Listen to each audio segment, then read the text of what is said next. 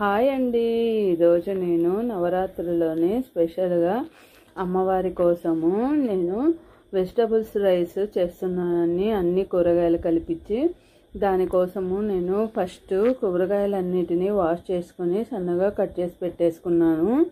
తర్వాత రైస్ను కందిపప్పును రెండింటిని తీసేసుకొని వాటిని రెండింటిని బాగా వాష్ చేసుకున్నాక కందిపప్పుకు బియ్యంకు కలిపేసి 4 గ్లాసెస్ వాటర్ పోసేసాను.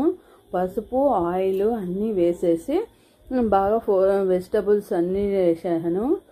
బీన్స్, క్యారెట్, ఇంకా మన ఇష్టం ఎన్ని వెజిటబుల్స్ ఉంటే అన్నీ వేసుకోవచ్చండి. అన్నిటినీ వేసేసి నేను సన్నగా కట్ చేసేసి పసుపు ఆయిల్ వెజిటబుల్స్ అన్నీ వేసేసి 4 విజిల్స్ రానిచ్చేసాను. తర్వాత దానికోసము పెన్నం పెట్టేసి కొంచెం నూనె వేసేసి జీడిపప్పును కూడా వేయించుకొని ఆనియన్స్, టమాటో, ఉప్పు, కారము, దానికోసము సాంబార్ పౌడర్ అవి వేసేసుకొని అన్నిటినీ చింతపండును కూడా కొంచెం లైట్గా పిండేసుకోవాలండి. అన్నిటినీ వేసేసి బాగా ఉడకనిచ్చుకున్నాము అంటే మనకు వెజిటబుల్స్ రైస్ తయారవుతుంది. దాన్నే సాంబార్ రైస్ అనొచ్చు, మనము బిస్మిల్లాబాద్ అనొచ్చండి.